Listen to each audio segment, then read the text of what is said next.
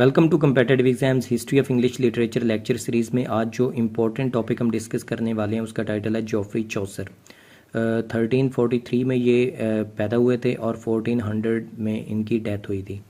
तो ये जो इनकी डेट ऑफ बर्थ है वो थोड़ी सी कंफ्यूजिंग है, यानी कि बाज़ जगह पे हमें 1340 मिलता है और बाज़ जगह पे हमें 1343 मिलता है। तो it's a little bit confusing. आप इस पर खुद अपनी कुछ रिसर्च करना चाहें तो कर सकते हैं। तो जॉफ्री चौसर को हम डिस्कस करने वाले हैं।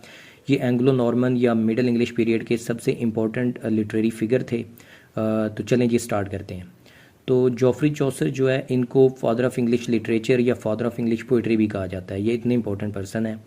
और जॉफ्री चौसर की जो सबसे इम्पोर्टेंट बात वो ये है कि एंग्लो नॉर्मन पीरियड में जो भी लिटरेरी फिगर्स थे उस टाइम में, जैसे विलियम लैंगलैंड हो गए या जॉन गोवर हो गए, उनकी जो लिटरेरी प्रोडक्शंस थी, उनके जो लिटरेरी वर्क्स थे, उनकी जो पोइट्रीज़ थी वो बड़े ही यानी कि स्कॉलरिस्टिक लोग पढ़ते थे, यानी कि पढ़े लिखे लोग वो उनकी पोइट्री या उनके लिटरेरी वर्क्स को पढ़ते होते थे।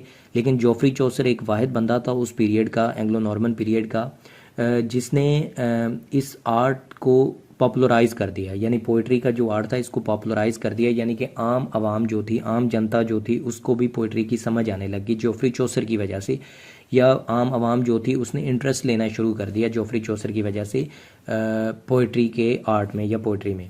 क्योंकि जॉफ्री चौसर ने इन चीज़ों को लोगों के लिए इंटरेस्टिंग बना दिया था। जैसे हम आगे जाके डिस्कस करेंगे जॉफ्री चौसर की representative poem the Canterbury Tales, तो उसमें आम लोगों का और नोबिलिटी का और सब लोगों का एक ग्रुप था जो डिफरेंट जो लाइफ के डिफरेंट एस्पेक्ट्स होते हैं उनको डिस्कस करते हैं। तो वो आगे जाके हम डिस्कस करने वाले हैं। तो यहाँ पे सिंपली ये है कि उन्होंने आर्ट को पॉपुलराइज कर दिया था, पोइट्री के आर्ट को।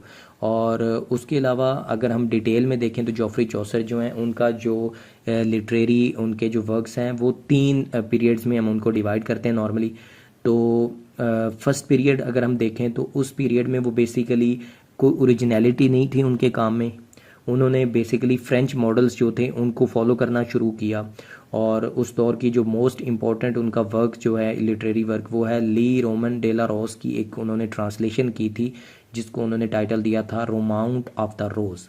अब ये जो ली रोमन डे ला रोज है ये एक फ्रेंच लिटरेरी वर्क है जिसको उन्होंने ट्रांसलेट करके रोमाउंट ऑफ द रोज़ के नाम से पब्लिश किया था। तो ये बेसिकली फ्रेंच जो राइटर्स थे, फ्रेंच जो मॉडल्स थे, उनको इमिटेट कर रहे थे अपने फर्स्ट पीरियड में।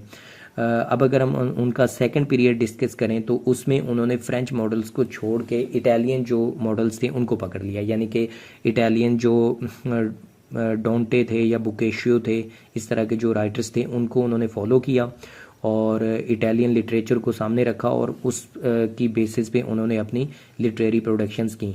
तो सेकंड पीरियड का जो मोस्ट इम्पॉर्टेंट लिटरेरी वर्क है वो है द पार्लियामेंट ऑफ फाउल्स, जो कि उन्होंने इटालियन लिटरेचर को सामने रखते हुए लिखा था।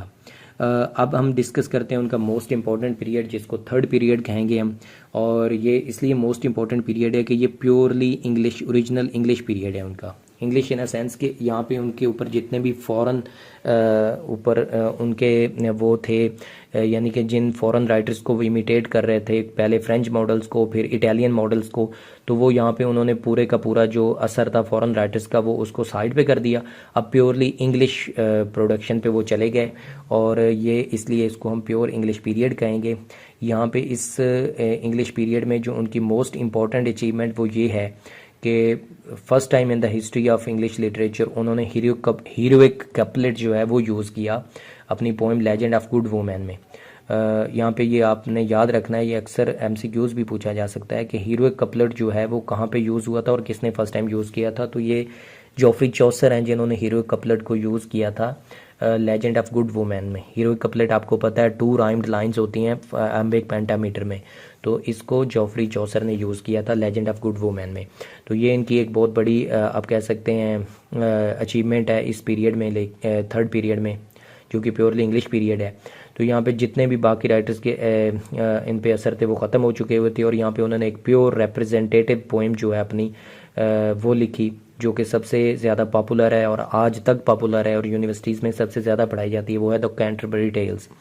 तो वो उन्होंने अपने थर्ड पीरियड में ही लिखी थी, जो कि प्योर इंग्लिश पीरियड था उनका। इसमें वो किसी भी फॉरेन राइटर से इंस्पायर्ड नहीं थे, बल्कि अपनी सेल्फ प्रोडक्शन कर रहे थे लिटरेरी वर्क्स में।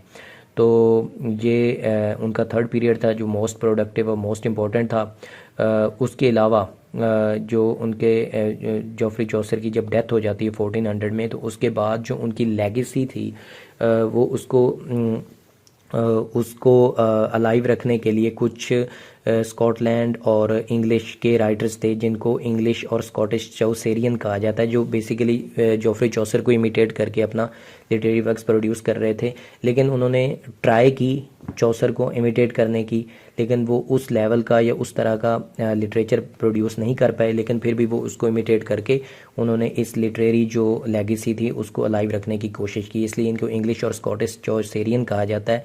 लेकिन चौसर की डेथ के बाद टिल आप कह सकते हैं रेनेसांस कोई प्रोमिनेंट लिटरेरी फिगर नहीं आई। इसलिए आप कह सकते हैं कि एंग्लो नॉर्मन पीरियड या जिसको मिडिल इंग्लिश पीरियड भी कहा जाता है उसका सबसे इम्पोर्टेंट और सबसे प्रोमिनेंट और सबसे पॉपुलर जो लिटरेरी फिगर और राइटर है वो है जोफ्री चौसर।